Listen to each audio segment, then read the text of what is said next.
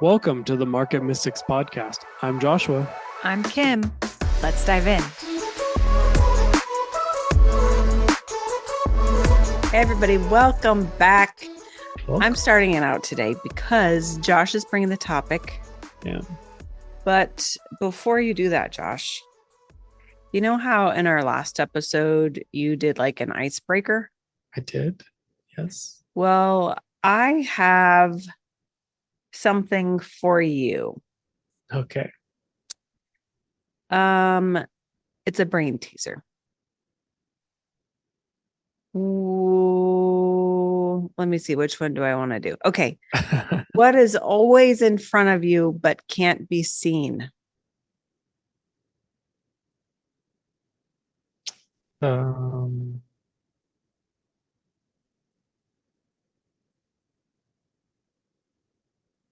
My mind is going to like time or opportunity, but I'm worried it's going to be like your nose or your like the bridge of your nose or something like that. It's a valid concern, but you're more on the right track with your other answers.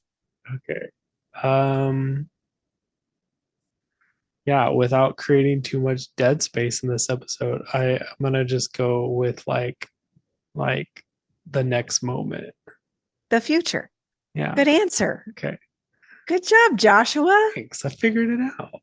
You did it. What are we talking great. about today? So I've been like, I guess it's not a new thing, but I've been processing a lot about emotions.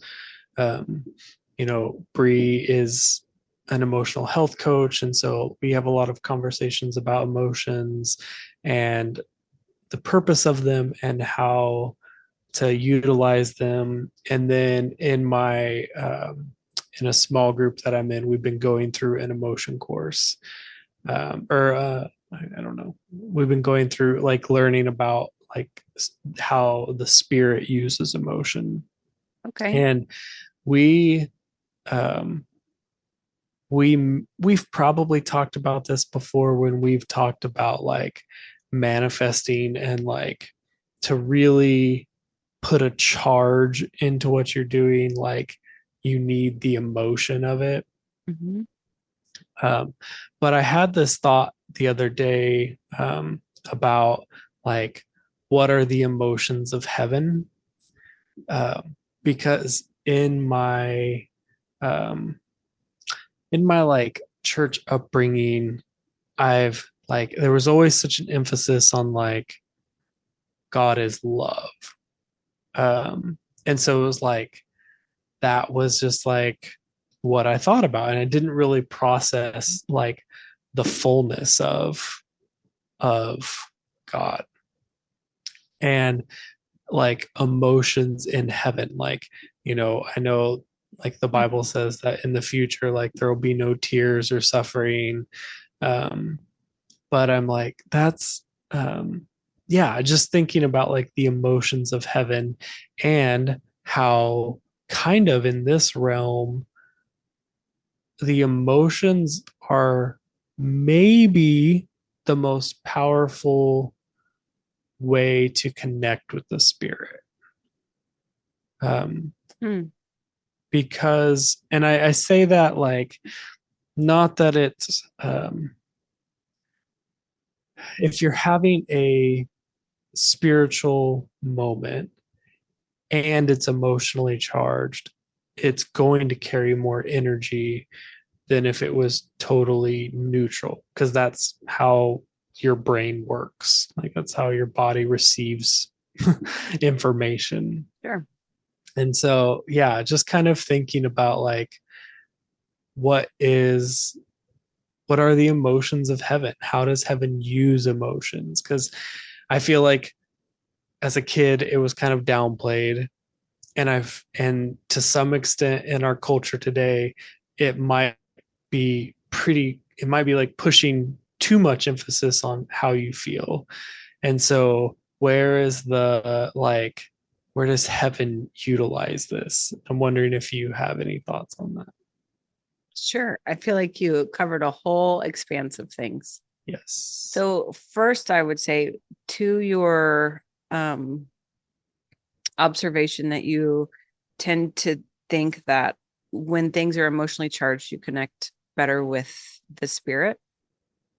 Um, I immediately went to the fruits of the spirit, and I wonder if that's why they are the fruits of the spirit. It is that connection point, and that's when Mm. those get supercharged.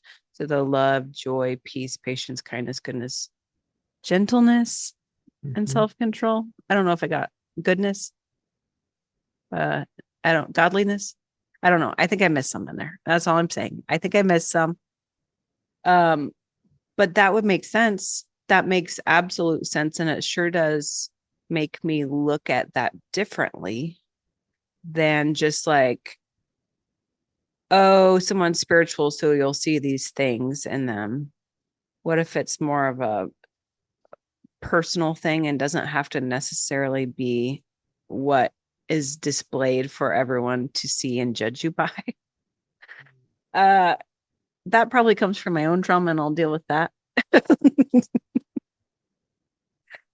But also, when I think about those same, like those fruits of the spirit, and I think that, like how you were describing the emotions, I was going to first ask, like, what are you considering emotions? Mm. Um, but I think some of those probably are that, like love, joy, peace. I think patience can be, Love, because joy, peace, impatience is, patience, kindness, goodness, faithfulness, gentleness, self control. I missed it. Okay, I missed some of them. But then, okay. But then I wondered about the last one, the self control.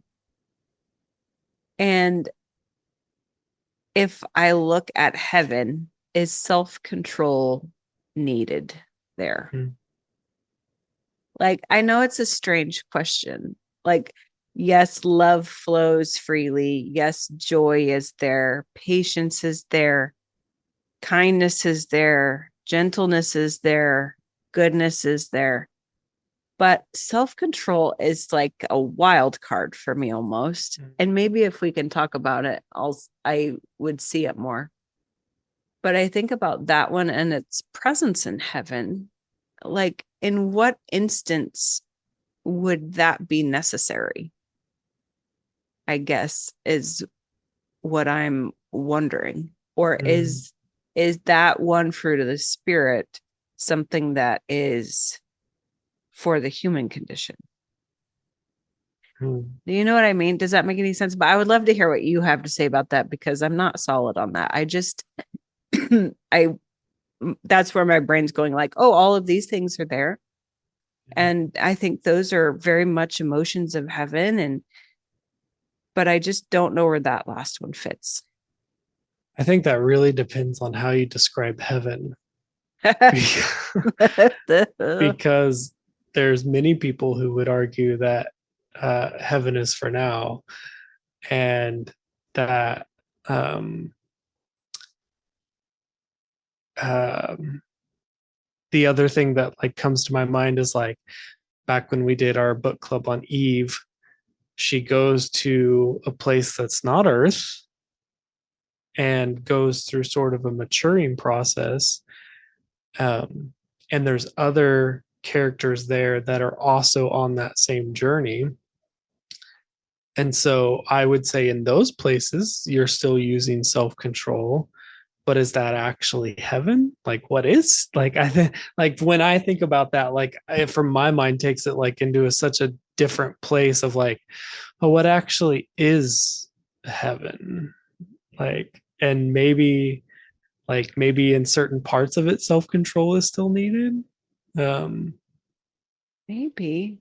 I mean, if you have, we've talked about how there's at least part of our belief system is that you have the opportunity to choose heaven um, kind of eternally. Mhm. Um, and so, if you have the opportunity to choose it, do you have the opportunity to um, choose not to have it?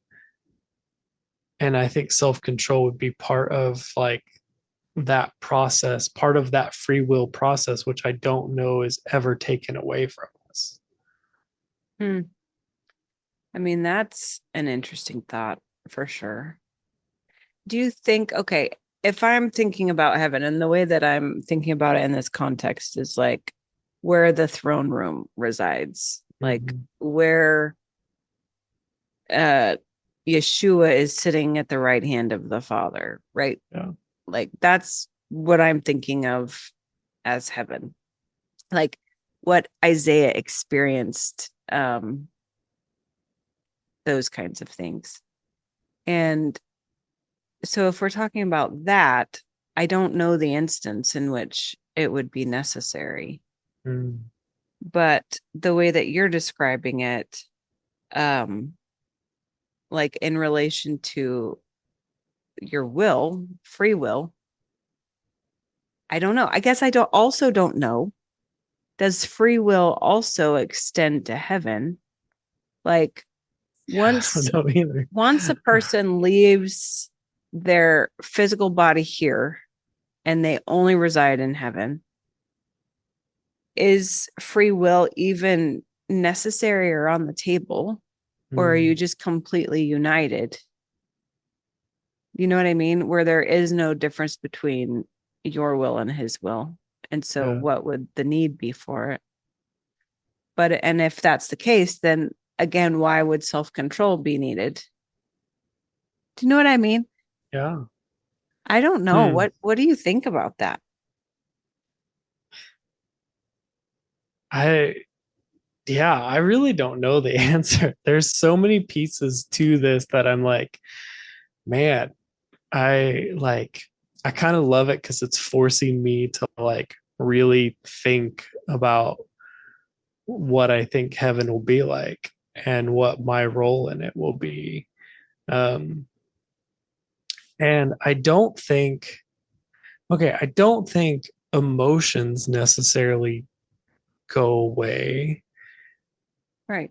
Like, and like, okay, so the Bible does describe God as having emotions. Like it says, God is love. Um, he expresses anger. As he's described as being a jealous God. He has compassion. He's described as being sorrowful. Like, so he seems to have many of the same emotions that we have, Mm-hmm. but I would imagine they're in a more perfected form. Right. Um, That it's that self-control piece. and so that's exactly where I was heading is like, but it seems to, but I would want to think that it's in a place where he doesn't have to use them with self control.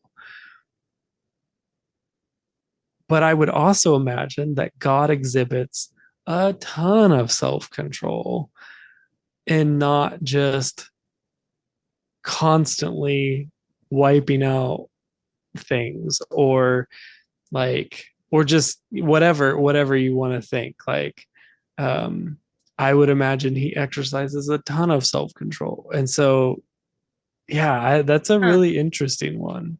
Okay, so let me just throw another wrench in that tire for you. Okay. Um, I wonder, does he even need self-control though? Mm. If he also has all of these same emotions, however, he is the creator and the perfecter. Mm. And so if you know how to handle some of the what I would consider uh less kind emotions like Mhm. anger, Sure. do you know how to use it for life? Like have it, hold it in a healthy way and still use it that is in a way that is life-giving? Then does he need self-control? I guess Mm. that's my question. Like, is self-control only because we've not come into that perfected state where we know how to hold those things in the most mature way? Mm.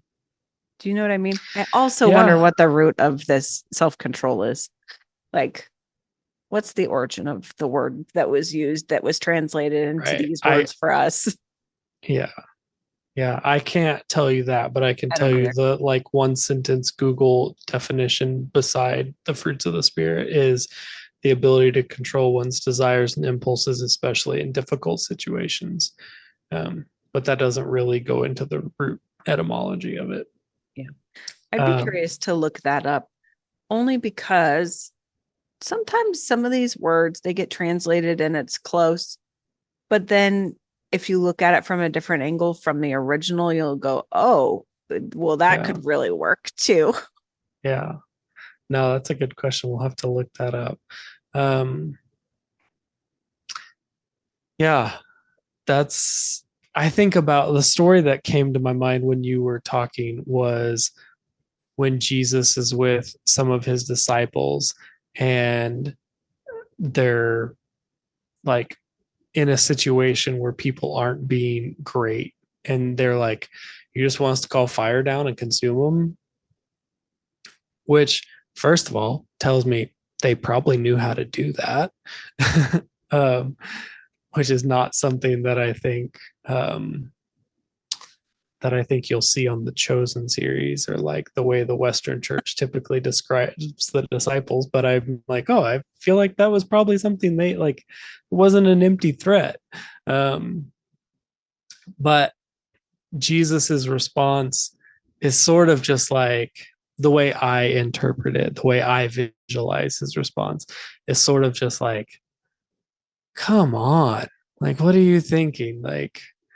Um, it's like you have a mosquito in your house and so you drop a bomb on it. Like, that's kind of the like, does God need self control when that's how he views every situation? Yeah. And it's like, oh, I mean, if I had an eternal mindset, if I saw things from outside of time, would I need self control? Because I would have such a different perspective that the things that I in this body need self control with probably wouldn't have to even consider. That's really true. Okay, so I looked up the etymology because you gave me the word to look up. And in Hebrew, it has roots in restraint, shutting up, or retaining, like to like keeping for yourself. Sure. And in Greek, it is usually referred to as like temperance, meaning self-restraint or moderation, which I think is a little different if we look at it, especially in how we've been talking about it in this conversation. Because if we Yeah. look at it as moderation and not self control, then I mean, it makes a whole lot of sense. But also, self control comes into play in real life all the time. And like, think about like diets, like overeating and stuff, Yeah. gluttony, right? Yeah. We was like, oh, you have a little self control, would you? Right. Um, but also we will call that moderation. Like Mm-hmm. the point is for moderation. Right. And if that's the case, then I think that looks a little bit different. It looks a little different to me as in heaven. I still don't know that there's a need to control it because I think, well, I guess in the limited experience that I have had in my personal experiences in heaven, I've not had to ever worry about moderation while Mm-hmm. there. Like even at the feasting table, like at the banqueting table in the Father's house, have like sitting and eating and feasting, there was never a point of overconsumption or overdoing it. Do you know Don't what you I like? think? It almost wasn't on the table, punny, but like kind of there wasn't an ability to overdo it. I don't Don't you know. think to some extent that overindulgence comes from a lack mindset, I and do. you probably in a perfected state don't have a lack mindset? if you're at the banqueting table with the Father, there's like black is non-existent.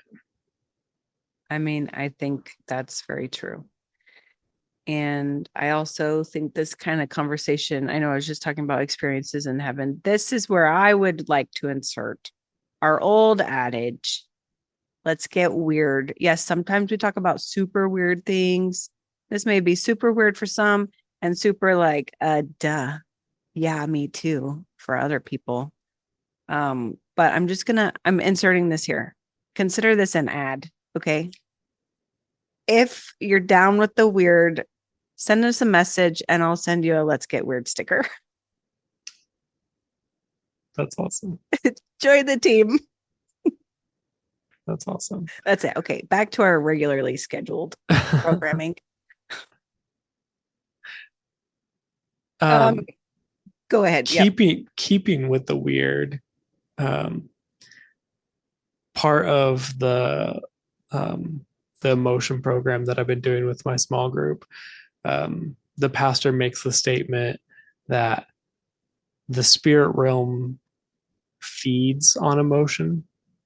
And so he was like, the demonic feeds on the lower frequency emotions, and the angelic feeds on the higher frequency emotion, which can be why when you find yourself in a funk, it's harder to stay there, or it's easier to stay there. I'm sorry. It's harder to get out because all of a sudden you've attracted other lower energy beings that are just around you. And so you're creating that environment. And when you're around people and it's happy and you're happy, like it can be hard to like get out, like to not stay in that, because like you're all of a sudden you're bringing these things. And I just thought that was such an interesting thing of thinking about like these spiritual energies and how that applies to our emotions and what we're attracting and what we're bringing around us. And that was just something I'd never thought of. Like there's been several things this week regarding emotions in heaven, and I'm like, I've never thought to think about it. And so it's just like, it's such an interesting thing. It is really interesting. And I suppose I didn't think about it from that angle of how the pastor in your small group described it. But I have to completely agree. Completely. When I was a kid, teenager, whatever, and went through a bunch of whole, like just crappy spiritual warfare, just hard. And I felt like I was all by myself. Nobody was helping me through it. I mean, besides the Lord, nobody physically here was helping me through it. One of the things that I learned in it, and this was probably help from the Lord, was that if I controlled my fear, their power would diminish. Like they couldn't mess with me as much. And fear is definitely an emotion, right? And so if I didn't allow my body to respond in fear, then it would stop. But if I did, it would get worse and worse and worse. And so this is why, I mean, there have been a few episodes I've kind of mentioned this. Like, I'm just not somebody who, like, I'm not a fearful person anymore. It's because I learned to overcome that, because it really did me a disservice. I was like, I can't do this anymore. But I essentially had to train myself to not engage with that emotion anymore.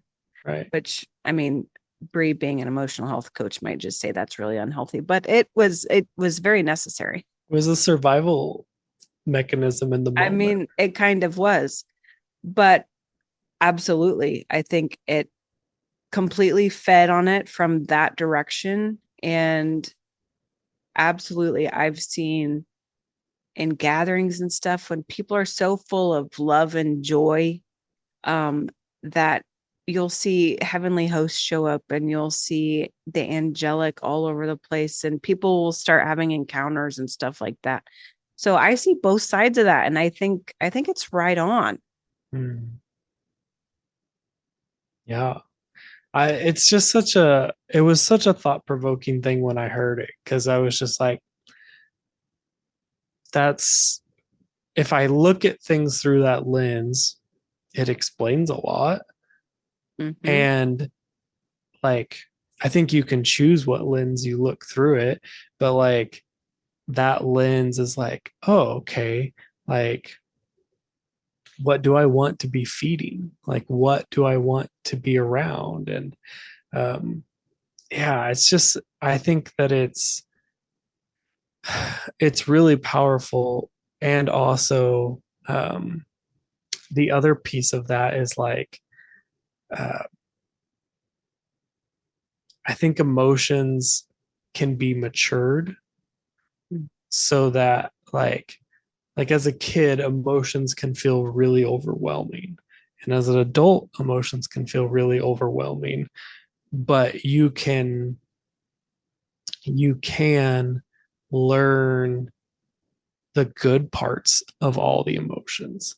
Like anger can be like generally viewed as not a great emotion, but anger, like I was talking to Bree about this last night, and she was like, anger, from my perspective as an emotional health coach, anger is an emotion that almost always carries action with it, which means that it quickly changes into something else.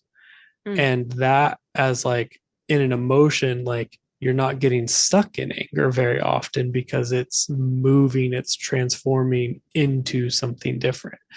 And I was like, wow, like I had not thought of that either. Like there's some emotions that are easier to get stuck in that we may see as lower. And there's some emotions we see as lower that like maybe aren't quite as low because they lead to something. Now, I think anger is a great one, because I think what anger can lead to can be darker or it can be healing. And so it's really just kind of this like fulcrum point of an emotion where it can Mm. take you either direction. That's interesting too. Um, you know what I wonder? This really just, I'm sorry. I feel like I do this to you all the time. And Josh is like, oh my gosh, where are we going now? Um, so you were talking about the different like angelic beings kind of holding different frequencies that are higher. And those emotions that carry the higher frequency, like they're drawn to that, right? Mm. And then the lower being associated more with the darker stuff that is present here. And I have seen some music that people are like, oh, this is the frequency of this archangel or whatever, Sure. right? I think we even know people who do that, right? Or Anyways, yeah, maybe, we're okay, well, familiar with whatever, it. whatever. Okay, so this is a thing. I wonder if we're listening to that and engaging with the Lord, do we then come almost looking like that angel? And is that ideal? Do we have our own frequency, our own ideal frequency Mm. in which Joshua needs to vibrate, and then a different one that Kimberly needs to vibrate in? Um, that is almost like here's the frequency signature of Kim. You know what I mean? So then even other angels, if we can recognize angels by their frequency, can they not also recognize us by our frequency? I don't actually know the answer, but I'm asking. And then also, would the Lord also be recognizing those things? And if we're coming in a different frequency, obviously we're carrying some other emotion or something that Mhm. maybe is not fully us. What do you think about this? Is hypothesis, but what do you think about that? Um, I would think, Okay, I would think you would still be recognizable even if it wasn't your frequency, Mhm. just because like I think about human experiences. Like we've all had the experience where someone shows up and be like, "You seem off today." And it's like you know that they're carrying a lower frequency. You know that it's not quite all them, Right. but you still know it's them. Right. But you also know that they're carrying something that probably isn't them. Right. And so I think that's true, like that's recognizable. Um, but I don't know, like to your question of is there a specific Josh's frequency or specific not? I don't actually know that answer because when I think about frequency in us, it's like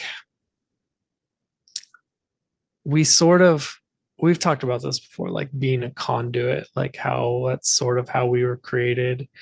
Um, and I think to some degree, our goal is to take on the frequency of Christ. And so, is there a Josh frequency or is there a Josh the Christ frequency? Like, I don't know how different those get. Like, I don't know what that looks like. Um, and I do think if you listen to frequency music, if it's truly frequency music, because I found stuff on YouTube before that's like, oh, this is 777 hertz, and um, like you really start listening and trying to feel it, and you find out, oh yeah, it wasn't actually like they just named it that, and they didn't actually have the technology to change the frequency of what they were putting out. Hmm. And so I think that happens as well. So be aware. But I think if you're actually listening to that, I think it does have the potential to raise your frequency or change your frequency. Um, but does it have it enough to change it to where that is your frequency, to where you become that? I don't know. I think things influence our frequency, but I don't know if they can shift it completely. Because part of me thinks if it shifted completely, wouldn't that just make me that thing? Well, and that's what I was kind of wondering Yeah. is like if you are focusing, I mean, there are people who focus big time on frequency and changing their frequency and making it higher, making it lower, whatever. Mm-hmm. And this is not criticism of that. Um, but if you practice so hard to get it to a certain level, then is that how then you are displayed essentially? So yes, maybe like what you're talking about, if I show up and I'm in a funk, you still know it's me, but it's not ideal me, right? Right. Um, but does it start looking like that frequency that it's been taking on? Like, are you almost clothed in it? Not actually Mm-hmm. clothing, but like, is there a shroud of that around you? You know what I mean? Or do you Yeah. just show up with Joe feel, you know, Right. or whatever the frequency is that you're like really trying to resonate with? I Um, think I think if you completely 100% changed into that frequency, you would be indistinguishable from that thing. yeah. But I think more often than not, what happens is your frequency takes on character, like you said, cloaked, like you clothed in that type of frequency. And so you take on characteristics of it without actually changing into it. Hmm. That's at least a thought that I have at the moment. That's interesting. You want to know something else that I think it's interesting? Um, when there's manipulation that happens, um, so essentially when someone is trying to represent something that isn't real or they're not actually that thing, how even I think this is part of discernment, probably. how you can recognize it, even though all of the physical signs like would show up as this, even logical or rational things would show up as XYZ, but you can still determine because the frequency isn't there. It's just kind of clothed or shrouded that way. You know what I mean? You can go, oh no, that's not actually that. Oh, that's a wolf in sheep's clothing or whatever, Right. whatever it might be. I think that's also an interesting thing. But to the point of like, do you have a frequency that is uniquely yours? Like maybe it's not 777, but maybe it's 777.12543671211, right? But have you ever had somebody that you know walk into a room and you don't hear them and you don't see them, but you know they're there? Or you've heard someone walk into the room, you haven't seen them, but you know who it is because you just know who they are. Yeah. You know what I mean? I mean, I guess that's kind of not at the core of my question, but that's kind of part of why I'm asking, because there are certain like some sort of signature to people that isn't associated with our five senses. No, I totally agree. Yeah. You can see it in writing. I was having this conversation with someone like with the difference of Chat GPT versus like someone actually writing something. The thing that it kind of lacks is like the voice. Like it sounds like Chat GPT wrote it. It doesn't sound like a human wrote it. Right. And most human writers, like especially if they're like really good writers, they have a voice. Right. And it's recognizable. Yeah. That's true. So I do think that there is something that you carry that is uniquely you. That's interesting. Okay. I want to ask the listeners if you have insight into this. I really want to know about it. Yeah. Like most of this is just like, at least on my part, me wondering and piecing together some experiences and some observations, but it's not really, I've not done any big research or any kind of anything into it. It's just, I don't know. It's still a work in progress. So I really would love to know if people have insight into this. Because I think it's fascinating. Yeah. Very much so. And I think our listeners, there's probably a listener out there that has the exact information we're looking for, or at least more experience. We need your signature frequency to come and answer our questions. That's true. You know what? I need your signature frequency to come on this signature frequency of a podcast and expand and blow our minds. Maybe this conversation will like send a frequency out that will attract a listener who's never listened to us before, and they'll know something. That could be fun. I think that could be really fun. And I bet there's going to be somebody who's like, I think they're talking to me. And I would go, yeah, we're talking to you. Yes. Okay. Well, for everyone listening, thank you for being with us on this journey. It's always a work in progress. Isn't it? But it's fun to do it with more than just yourself. So I appreciate you, Josh, and I appreciate everybody who's along for the ride with us. And truly, send us a message if you want one of those stickers, because I'm sending it to you. That's awesome. Okay. Thanks, guys. See you next time. Hey, thanks for listening. Keep up with us along this journey by liking, subscribing, and becoming a member through YouTube. Members get exclusive access to bonus content with our guests, deeper dives into topics, and a look into other projects. We're glad to have you here. See you next time.